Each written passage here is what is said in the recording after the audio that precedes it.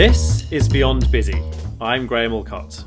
I'm the author of a number of books, including the global bestseller How to Be a Productivity Ninja, and I'm the founder of Think Productive.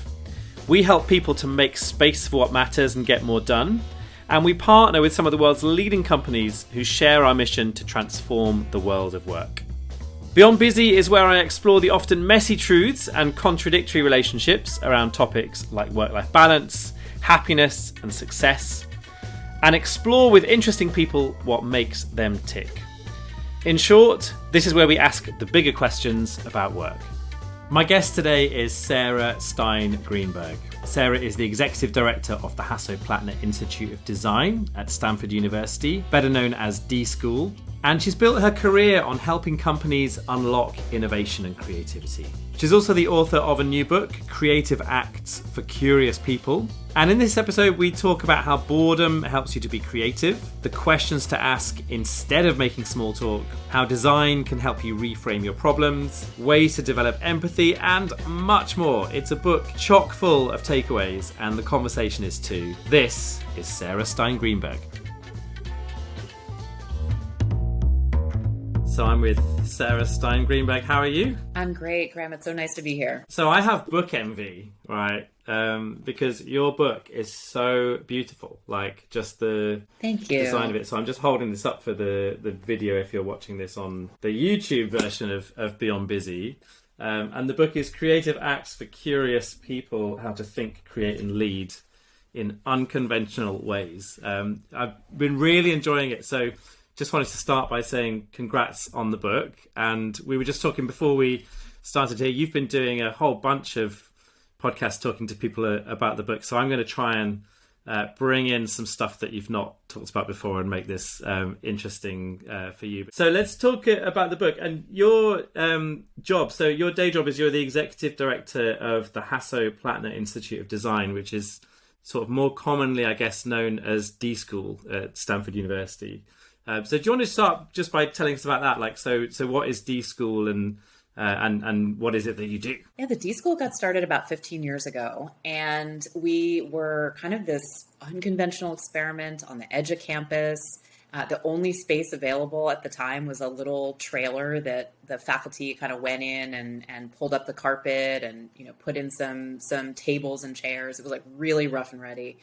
And it was based on the idea that if we could get students and faculty from all different parts of the university collaborating together and thinking about creative problem solving with the needs of the people they were designing for in mind, they might produce some really interesting and unusual kind of new solutions, new innovations. And actually that is what has happened. So now we routinely offer between 30 and 50 classes a year. We have students from all over the campus who study together. And, there are a lot of classes where you could maybe sit next to somebody from a different department, but it is a little bit more unusual to, as a student, have the opportunity to figure out what's it like to really work closely with somebody who thinks very, very differently than I do. Yeah. So you might have a team of students that's like a business student and a medical student and a policy student. And those three people are going to think about the opportunities and the needs of the people they're designing for in a really new way. So we need, of course, then a common language for them to work through an open-ended, messy, real-world problem. And that's what we teach. We teach design as a way for people from all these different disciplinary perspectives to come together and tackle these kinds of ambiguous challenges. I guess when some people think of design, they think of, graphic design or architecture, and design's a much bigger and wider space than that, right? So give us your definition of design. I mean, I think of design as a creative problem-solving approach, and it can be used to build buildings or to create logos, as in the examples that you just mentioned.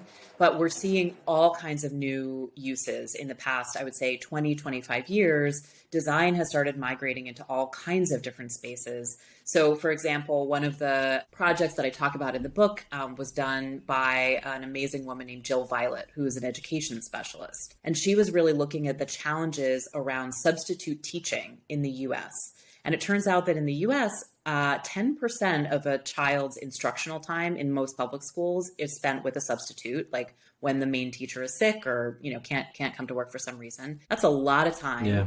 And there are all kinds of broken aspects of that system, whether people are trained, whether people come back and are retained within schools, really fragmented, messy system. So she really took a fresh look at what that system might need to produce better educational results for students. And she came up with all kinds of ideas using design. And that's one of those examples of, like, you wouldn't think like, oh, substitute teaching is a great opportunity for innovation. But actually, it's just the kind of situation where there are a lot of competing needs, perhaps in a very resource constrained environment in many school districts. And yet there are people who are well-intentioned, who really want to make a difference. And if you can figure out ways to better connect and align all of those different stakeholders and design, in this case, a technology platform, a training approach that could be implemented at low cost in many places, you could actually significantly improve the situation. And that's the kind of thing that we see design being used for these days. That's a newer phenomenon. Yeah, and I guess that's where curiosity comes in, right? So, I mean, my girlfriend's always sort of bemoaning me for the fact that as we're walking around, like in my head, I'm sort of fixing things and thinking about stuff. And, I think sometimes if you've got a very curious brain, then, which I feel like I do, then you're always trying to spot those opportunities or to spot what the problems are and define problems and that kind of thing. What would you say to someone who maybe doesn't think like that? I'm quite jealous of the people that don't think like that, because I think they could just be more peaceful in their minds.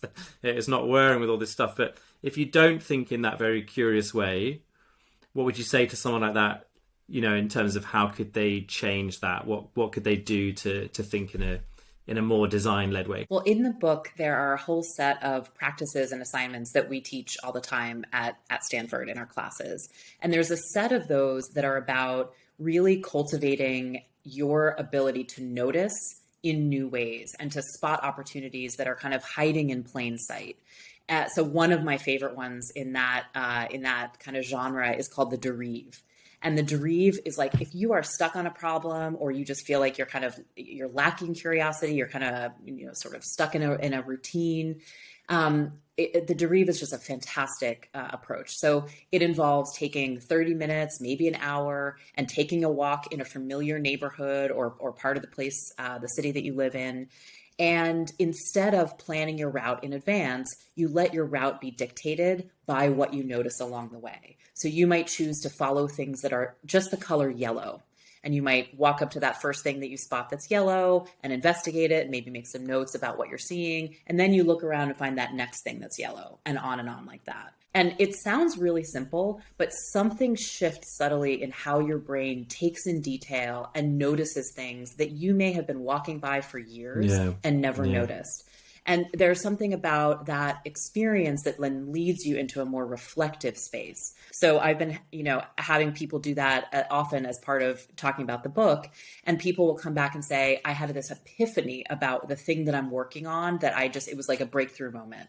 Or thinking about a deeper set of values. So I had somebody who decided to follow lines, like straight lines around her area, and then really came back and was thinking about like constraints in her life and ways in which she wanted to challenge boundaries that like she doesn't really want to think of as fixed boundaries.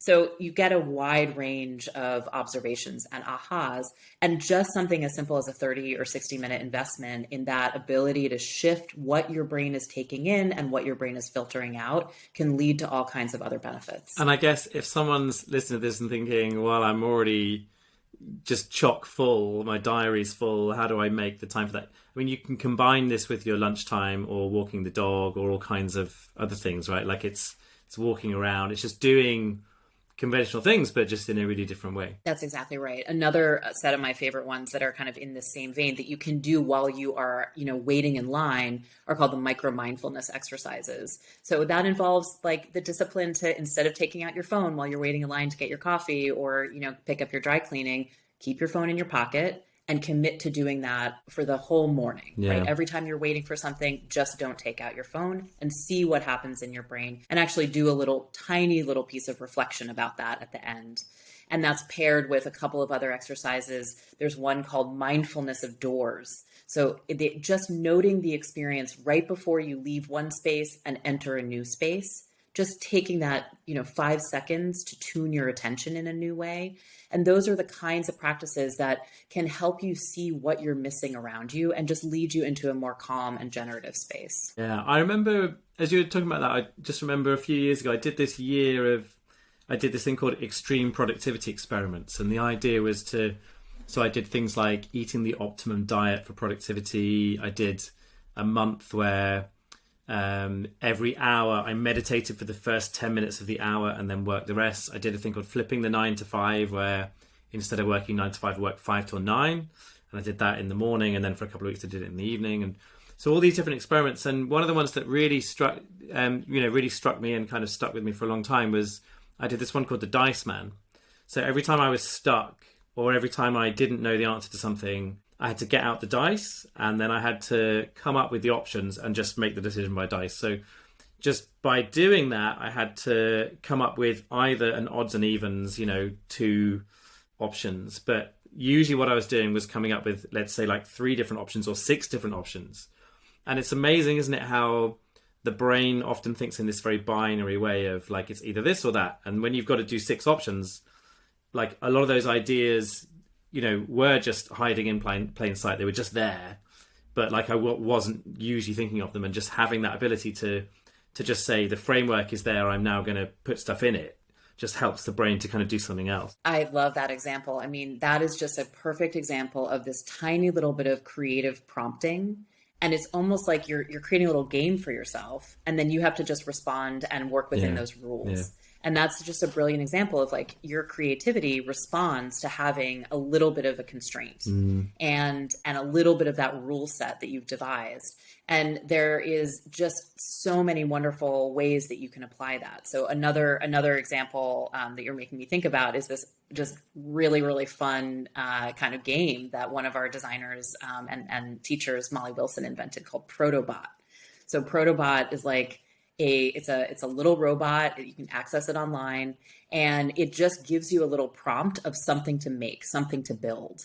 And it's a great way to kind of like unlock, use that little bit of randomness to unlock, your ability to come up with new ideas or to build prototypes or to experiment with, 5 or 10 minutes just to come up with some quick ideas and responses to those prompts. Yeah, and the book is just full of these tools. There's a few I wanted to talk to you about. You mentioned there the micro mindfulness stuff and the idea of, in many ways, rather than taking the easy option of taking your phone out of your pocket and scrolling through Instagram or whatever, just giving yourself that space to be a little bit more, I guess, a little bit more bored. And there's an exercise in the book called Tethering. Do you want to explain tethering? Because that really struck me as something that felt quite uncomfortable, but probably something that would be really productive in terms of the creativity and the problem solving that might come from it. Yeah, you went right for probably one of the most challenging ones in the book, which I appreciate. So Tether is this idea that, exactly as you just said, you root yourself to one space and you let yourself get bored, like get beyond the normal things that you might notice about the environment that you're in. So you might pick a museum, you might pick a town square, like any place that's comfortable to sit for a few hours. You bring a notebook and you just challenge yourself to continue to observe and to document what you're seeing. And you're going to run out of things to note down in maybe 15 minutes, 20 minutes, half an hour. And then you're going to start to look in a new way. So you might start to think about, well, what was here before this current town square was built? Like I'm going to notice what was, happening, and what's going to be here 1,000 years from now, right? Or you might think about, instead of just the objects, you might think about the interactions that you're seeing and then the behaviors. And then maybe you even start to think about or speculate about the motivations of the people who are interacting in the ways that you're observing. And so you can investigate the human dimension. You can investigate the time dimension. And all of these are just ways of seeing the systems around the concrete things you're able to observe and to manifest, and or I guess that manifest in plain sight. So the reality is, like, there is so much more complexity to any environment that we might be designing for. To the company that you're working in, there are all of those layers of rules and policies and behaviors and wishes and goals and motivations, right? How do you actually start to unpack and to see into those? How can you see those opportunities in the education system or in the business environment, whatever it is that you're designing for? So Tether is also one of those real provocations toward noticing in a new way. And it just involves a little bit of time and a little bit of discipline to let yourself get into that space where you get into those deeper layers. Why do you think we have to go through the boredom to get there? I think we carry a lot of kind of biases, right, about what we initially notice. And those come from good places. Like, your brain is wired to basically quickly discern things like, am I in danger? Is this a place where I feel safe and comfortable? And you start to get into patterns of noticing that are based on those routines. But if you want to see opportunities that are, other people are not noticing, that you are not noticing, you actually have to get into that space where you've already gone through all of those obvious observations. And the same thing is true when you're coming up with new ideas, when you're in a generative space, right? You often, this is why we talk about, like in a brainstorm, you want to go for quantity. You want to come up with more ideas than you think are possibly going to be useful, because the first 50 or 100 ideas are the obvious ones that are kind of floating around in the culture. There's something you read in a magazine, there's something you saw on YouTube, and they're kind of already out there. That's why they're coming to you quickly. And if you can push yourself to get beyond that horizon, you might get something more novel, you might get something more useful. And then in design, we believe strongly that you have to actually test those ideas. So even all of those more interesting ideas you might be coming up with after you've gotten rid of the obvious ones, those are still, we kind of question, are they interesting enough? And we then start to think about, how do we build those? How do we test them quickly? And that's how we start to move through a design process. Yeah, and that idea of testing might be a good way to just drop in the story that you start the book with around, is it called Neura Health? Neura Health? That's right. Yeah. Mm-hmm. So one of the courses that you've got is entrepreneurial design for extreme affordability. So taking some of these ideas and how can you apply this to developing economies, to make really big change. Do you want to just tell the story of how Neura Health came about and what it is? Yeah, so this was a group of students, just as I described at the beginning, where in this case, there were 2 medical students and a public policy student and a civil engineer. And so they were partnered with an organization working in southern India called the Narayana Health Hospital chain. The Narayana Health Hospitals, their mission is to deliver extremely high quality care at a large scale, but at a very low cost. And that is, of course, easier said than done. And so our students were really thinking from the perspective of, we're going to observe what's happening. We've gotten kind of a wish list of changes from the project partner. And we're thinking about efficiency. We're thinking about taking costs out of some process. And they were really thinking, our objective is to design something that will help the clinician, something that will help the hospital administrator achieve this mission. And they saw a lot of opportunities in that vein, but they also saw something that they hadn't expected when they were in the hospital environment and interacting with patients and families and others. And what they noticed is that there were lots of people who were waiting in the hospital. And they were waiting in the waiting room, just like in any hospital in any part of the world, but they were also waiting in the hallways and outdoors. And what they learned is that these were family members of patients, some of whom had traveled for a long distance and had been waiting for a long time. And they were not well informed about the prognosis of their loved one, about how to take care of them when they came home. And they were experiencing a very high degree of stress and anxiety as a result. And so the students were really affected quite deeply by the difficult experience that these family members were going through. When they came back home to Stanford, after reflecting on it and doing a bunch of analysis of all their findings, they decided that's the need that we're going to try to solve for. We are going to try to kind of close the information gap that we're seeing and design something that actually could alleviate the suffering and the stress of these family members. So really different than what they had originally been given as the design brief.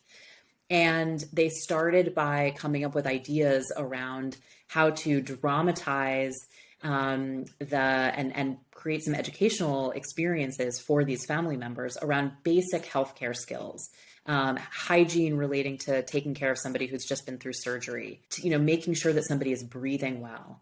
So they designed these kind of quick videos that were almost like little soap operas that showed family members taking care of their loved ones. Their partner started testing these videos, and they were actually very surprised that the family members responded incredibly positively.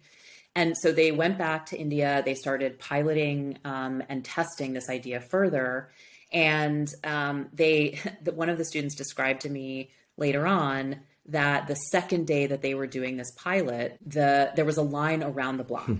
People, the kind of word had spread virally within the hospital. People were craving exactly this kind of information to better equip them to take care of their loved ones. And the students really felt, okay, we've discovered something. This is a low-cost intervention. We think that some new organization is needed to start to make this rigorous, to make sure that it works, and then to scale it throughout the country. And that's exactly what they've done. So all 4 students kind of put other career plans on hold. They started this new organization called Neura Health, and they've now trained well over 1 million family members across South Asia. They're working with over 150 hospital partners. And it is an amazing story of the kind of impact that you can have when you are open to seeing some need or opportunity that's adjacent to what you originally thought the problem was. So we talk about that as a moment of reframing the problem. And that's why when we set students on the kinds of design challenges that we give, the faculty really take a step back and say, you're going to go and observe, and you're going to see things that we don't even know about. Yeah. And that mindset of when you are trying to solve a problem creatively, if you are not leaving yourself open to that kind of discovery moment, right, to the observation of something that you couldn't have expected to see, then you're really editing out, you're really constraining a lot of the opportunity for innovation. So there's kind of a couple lessons there from that story, right? One, what it looks like to actually develop a really impactful solution, bring it, take it all the way from observation to implementation, but also this idea that curiosity mindset, that ability to explore, and then the skills to test your ideas in an ongoing and iterative way, that's what can lead you into an entirely new space of innovation. And I love the thing there about just, sending back the one video and just testing it quickly, and just you can take that assumption, and you could spend months developing something fancy, but actually just get one homemade video, test it, see what happens, and get that feedback. Get the queue around the block. The students were embarrassed. Yeah. They thought, have we gone, is this too silly? Is this too simple? Right? Does this mean we saw real suffering? Is this going to meet the need? And what actually turned out to be the case is that because they had dramatized it in a way that had some emotion in it, it struck a chord. Right, it actually hit the spot in a way that they couldn't have anticipated. So again, they were willing to test something that was, they were going to learn something new about how it landed, and their original prediction was not right in terms of how people actually responded. And that is a lesson we all could use, right?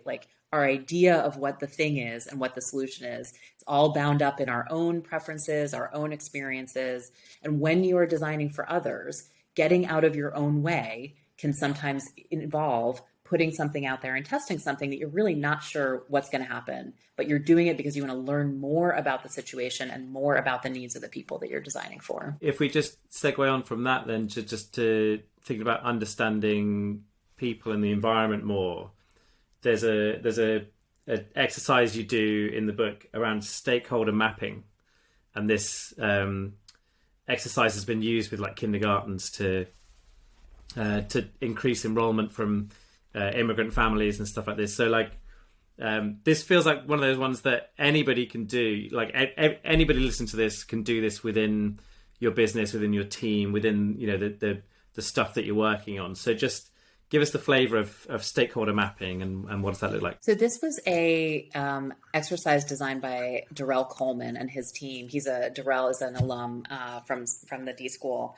And he or his team developed this way of thinking very creatively about who in the community might be in support of the solutions or the needs that they're designing for, and actually who also might be an antagonist and who are they going to have to work around. So the idea behind stakeholder mapping is you draw 3 concentric circles, and in the middle you put the description of the people that you're designing for, who you're trying to help. In this case, the project that you mentioned, it was around trying to figure out how to enroll more students who are coming from a variety of backgrounds into early education programs. And then you put like all the people in the next circle who you think are for that, who are trying to help, who might be friendly to that, different players in the education system, the parents. And then you actually put like who might be against it, right? There might be some people from a cost perspective who would be concerned, or there might be some outright political opposition to certain kinds of approaches in this space. And finally, outside of all the circles, you put all the people who are in the community but who are disengaged. And that is often where Jarrell says an insight will lie of who you might tap.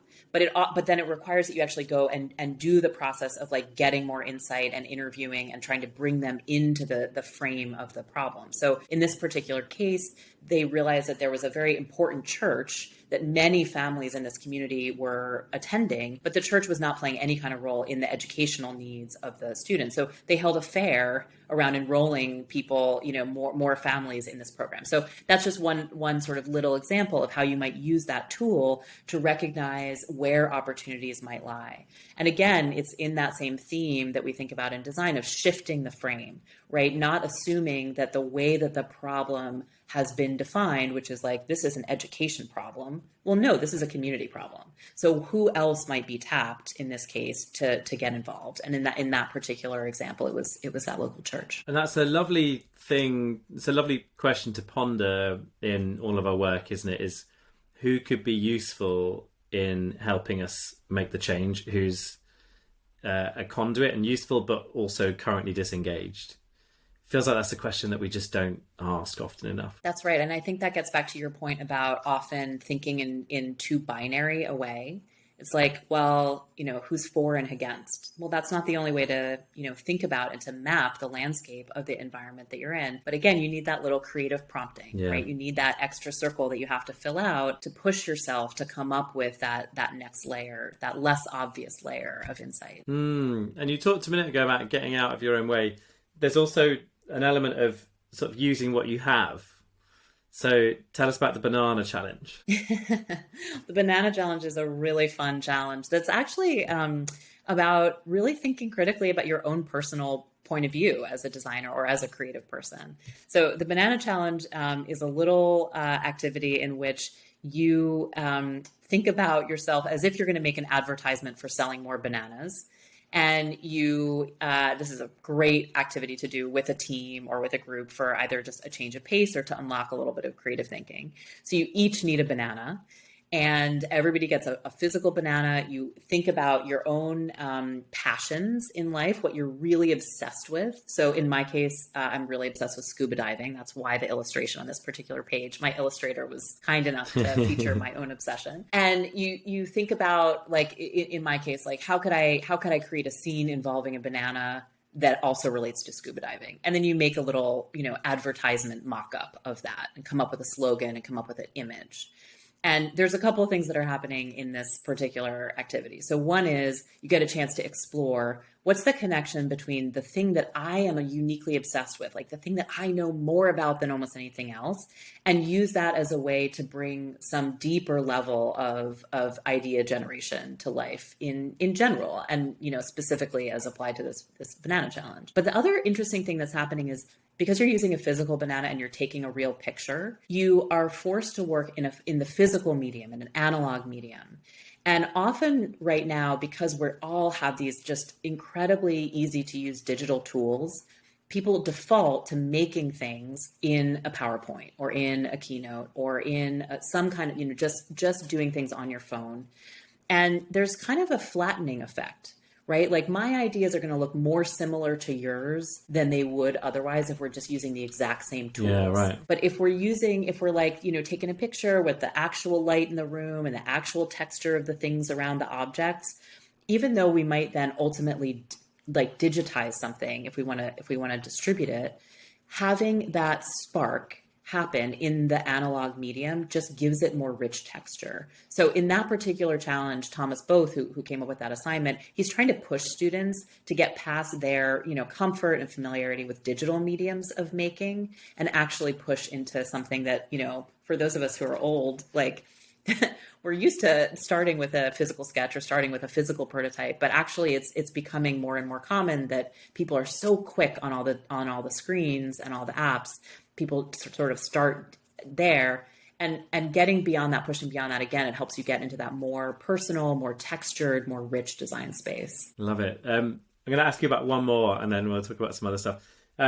This one really struck me. So there's the one with the girl on the chair. On YouTube, we'll put this up on the screen. Well, maybe the way to do it in conventional audio podcasts is, can you just describe really briefly the image of the girl on the chair and then tell us about what really struck me was the reframe of language around trying to solve that problem. Absolutely. So what I want you to picture, if you're listening to this, is that there is a girl who's standing on a chair, and she seems to be in kind of a home in a domestic environment. She's not wearing shoes, and she's reaching as high as she can. She's in front of a really cluttered shelf. There are everything you can imagine are on these shelves.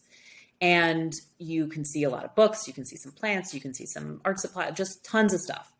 And the question to then ask yourself is, what does this girl need? And often what happens is that when people first see this image and then ask themselves this question, is they come up with things like, well, she needs a book. Well, she needs that plant.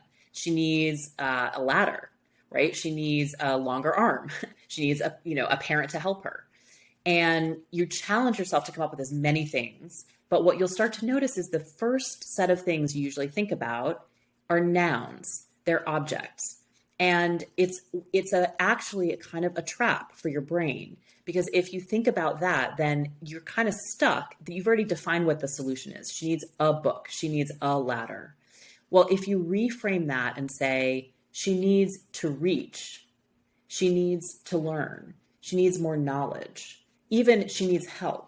Those are more in the direction of verbs, right? And we often think about that language flip as a way to create a much wider solution space. A noun often just translates into a pretty obvious solution. A verb translates into a deeper need to accomplish something.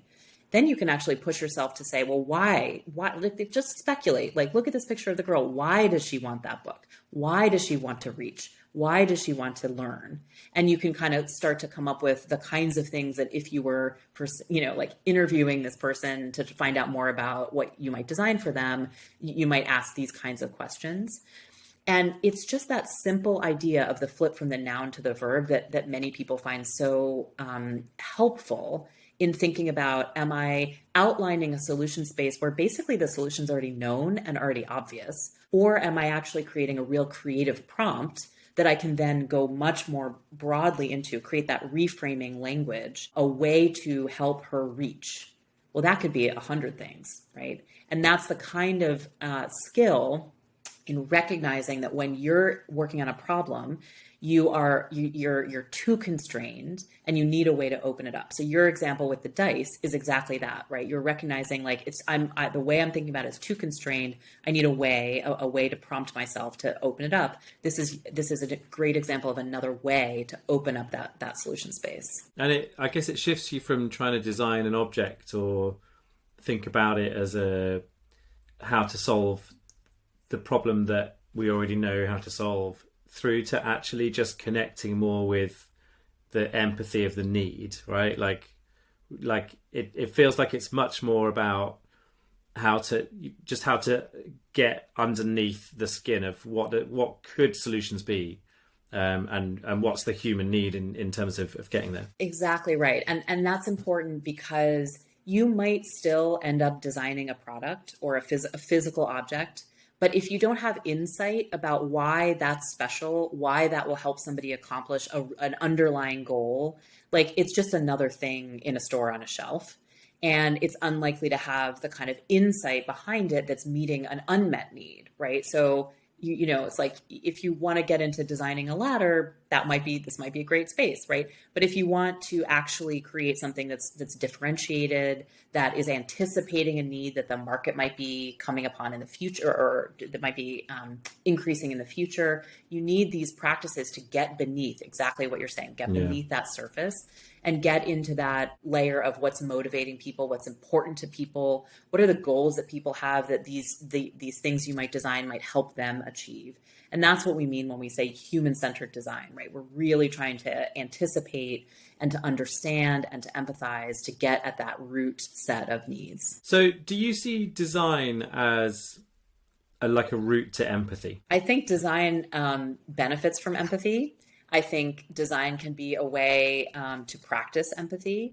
And I also think there are other ways to gain empathy as well. But we have these learning experiences where perhaps for the first time, students are really talking to somebody who has a very different set of needs than themselves. So if, a student who's, 22 might be interviewing someone about the aging experience, right? And they're going to start to have a conversation that, perhaps hopefully will generate some kind of empathy, some kind of depth in terms of really being able to see yourself in that other person's experience. And that can often lead to that kind of commitment that we saw with the Neura Health team, right? Those 4 students didn't start out, really understanding much about that particular problem space, but they did actually connect those very human needs, in some cases with experiences that one of the students had prior around having a relative in the hospital. The medical students certainly had been sort of like dancing around some of those issues, but it came into focus when their emotions got involved. And it helped them recognize the depth of this need might lead to a really long-term impactful solution. I'm curious to know, so you've been the executive director of D.school for a little while. I'm curious to know what does it look like working inside D.school? So I guess part of my brain imagines this group of people who are all so curious and open, and like there's all this stuff happening. Is there ever a downside to that? Is there ever like a lack of structure?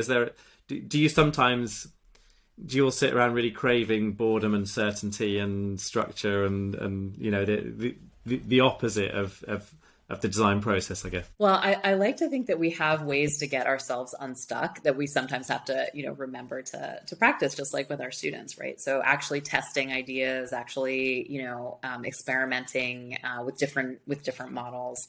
We are definitely a group of kind of unconventional, iconoclastic people. And so you see lots of folks, trying things in all different directions.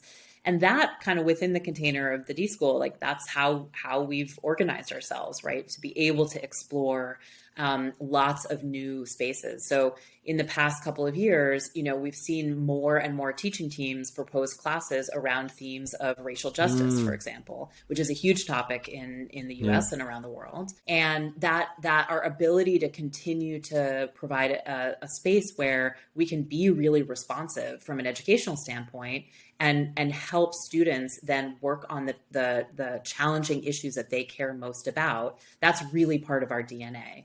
But of course, then the flip side of that is like, we can't necessarily plan for that. Right. What we can plan for is like, this is a creative environment. We try to unlock that. We try to set the conditions where people are going to be able to recognize those new needs and those new opportunities as they're coming up. And then operationally, we have to be able to accommodate that kind of agility. So that's those are some of the design considerations I think about from an organizational design standpoint, from a process design standpoint, and thinking about the balance within leadership of saying like, hey, here's our mission, here's what we care about, here's our direction, here are our values, articulating that from time to time, but also having the flexibility to have all of the incredibly insightful people who are doing the teaching, who are doing the creative work to figure out the next set of ideas around curriculum, to have that really kind of take the lead when those great new ideas spring up. And I'll give you just one example. There is a whole new set of mediums that people are designing in, right? So we were talking about the difference between like starting in an analog material versus in a digital one. Well, people are designing using machine learning, right? They're creating products and services that are based on synthetic biology and blockchain and all of these new emerging technologies that actually are still not that widely known in terms of the fundamentals. How do you work with them? How do you build them? So we have a set of people in our teaching community who are really interested in figuring out how do we create learning experiences where people who might have no tech background can nonetheless be an effective participant on a team where somebody's designing like a conversation bot, right, which is based on AI, and really understand what are the considerations of designing that new service around who are all the different people who are going to experience it, around all the biases that can creep into the data sets that you might not be aware of. You might actually have some blind spots. You have to figure out how are we going to eliminate that from our product. So we have this incredibly creative group of instructors who are constantly thinking about what's the next challenge in design going to be. And that's a whole set of new, totally like brand new curriculum that's being developed. One of those assignments is in the book. It's called the Build a Bot, actually. And it's about designing conversational bots and starting to wrestle with some of these new mediums. But you don't have to know how to code to be a part of the team that is designing with these kinds of emerging technologies. And that's really the experience that Ariam Mogos, who designed that particular assignment, is trying to impart. Just sounds like such a fascinating place to be and just a thing to be part of and to be leading. I wonder if there's anything in particular that you are most proud of or find most interesting about the culture of working there. I think for me, one of the ways that it just always feels like home is that it is a very playful group of people. And so on the one hand, we're teaching classes in, like, for example, a very serious topic, like how do you design financial products and services for folks who have experienced a natural disaster, right? Thinking about insurance, thinking about what happens when your whole community experiences a wildfire. That's a very serious topic, right? At the same time, we want to use those kinds of prompts and experiences like you're describing with the dice or like, the banana challenge to spark that kind of the part of you, the way, the things you can access in your brain when you're in a more playful state. And so being able as an instructor to actually hold that space between a very serious topic and getting into the playfulness that can accompany real creativity, that balance is very challenging.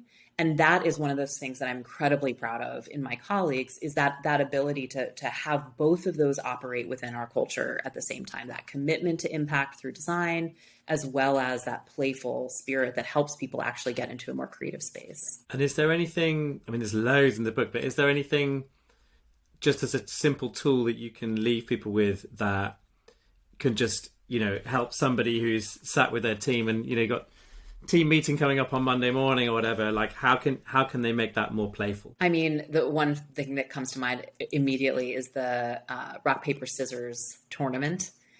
This is one of those activities that actually is so widely used at the D.school. Nobody can remember who started, like who brought it. And of course we all played rock, paper, scissors or Rochambeau as kids.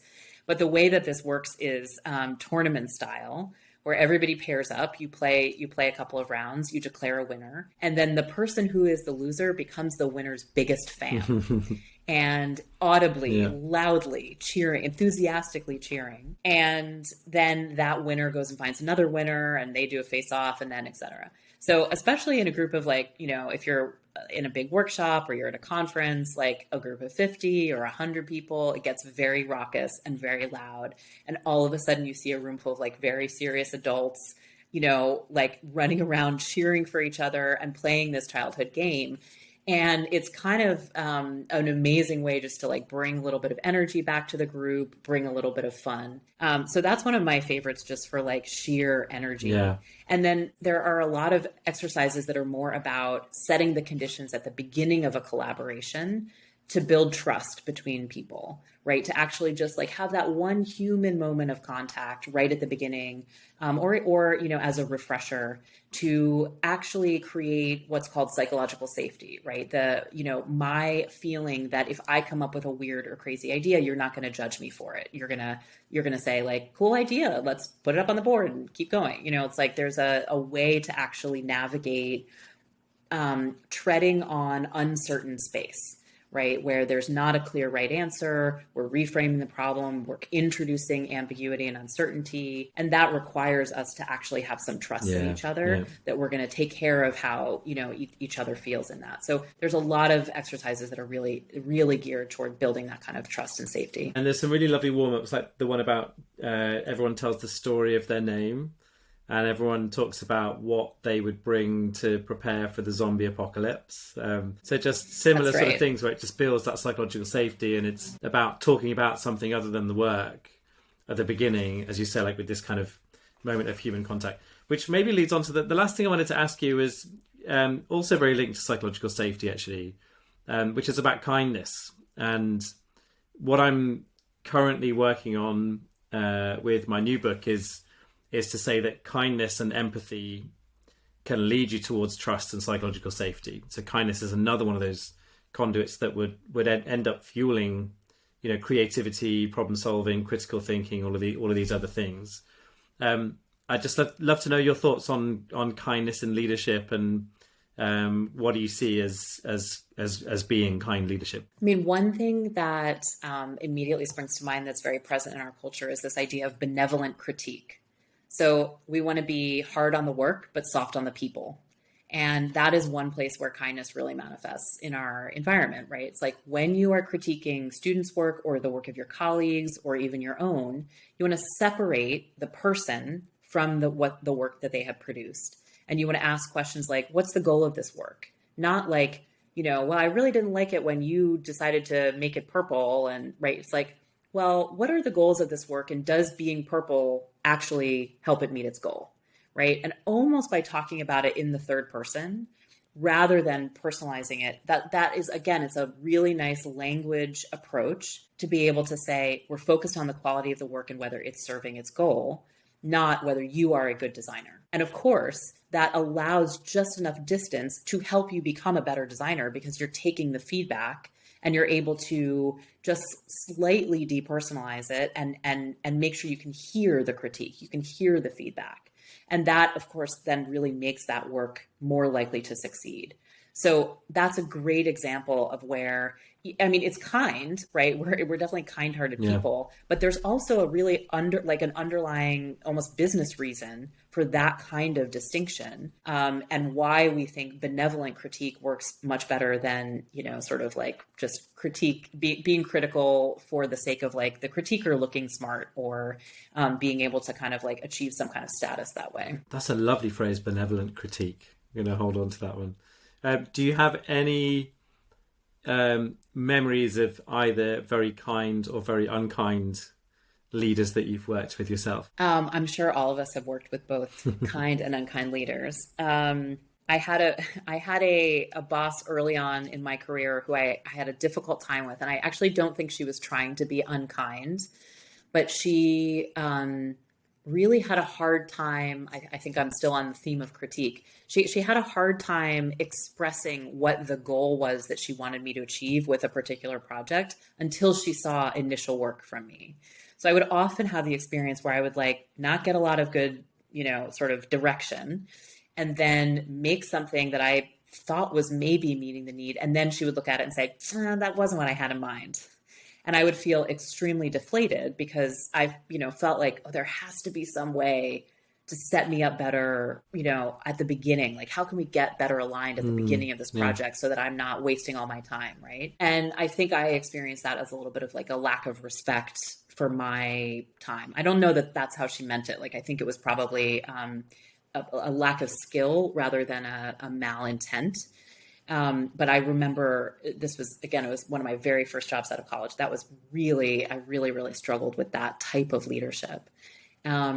And I think, one of the things that I value in a leader is where there is consideration for the time and the effort of all of the people in the organization, and people don't feel like they are doing a lot of busy work or doing things for no purpose, like that purpose is clear. I think that is actually an act of kindness as a leader, one that I resonate with and perform better under, and then one that I try to instill as well in my own practice as a leader. Yeah, it's like the kindest thing that you can do is give people this, like, the sense that their work has some purpose, that they're not just engaged with batting emails back and forward, that you're working towards some kind of bigger goal.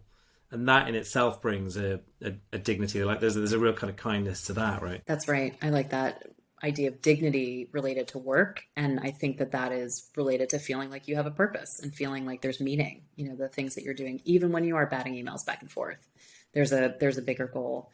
And I think that especially in a moment where, many folks are separated from their teams or their clients or their customers, and we all feel like a little bit maybe more, isolated from the work or the impact that we might be having. I think that is even more important for leaders to articulate. What is the inspiration? What is the impact that we're having? How do we actually see the effect of our work and stay motivated, even though we're going through this really challenging period where all of the norms and the ways that we're used to interacting with each other and being able to see and feel the impact of our work that might be shifting, or that might have really changed. Those, to be honest, feel like perfect questions to wrap us up. So the book is Creative Acts for Curious People, and I'm certainly going to be buying a couple of copies of these to put on people's desks who I work with. So Sarah, it's just been such a pleasure having you on Beyond Busy. Is there anything you want to share as we finish? Like how can people connect with you, learn more about your work, anything else like that? Well, you can find easy access to the book at dschoolbooks.com. And there's actually a whole series of books coming out from the D.school. The next set is going to come out in April 2022. And they touch on a range of topics. So if you kind of are interested in these kinds of design practices, there's a book about making maps and visualizing storytelling with data. There's one about designing for belonging and creating a more inclusive culture within your organization. There's one about courage and how hard it is sometimes to get your ideas out in the world, but some practical advice for how to do that. So those are all at dschoolbooks.com. And then I'm on LinkedIn and on Instagram, and I'd love to be in touch. Thanks so much for being here. My pleasure, Graham. Great to talk to you. This video is sponsored by Think Productive, home of the Productivity Ninja. We help people and organizations to increase their impact and make space for what matters through a range of workshops, programs, and coaching. Head to thinkproductive.com to find out more. Are you interested in booking me as a speaker for your event? You want to sign up for my Rev Up for the Week email? Do you want to buy some of my books? Or do you just want to find out what I'm doing right now? It's all at grahamalcott.com/links. And if you like this video, please like, subscribe, and share so we can make more. Thanks for watching.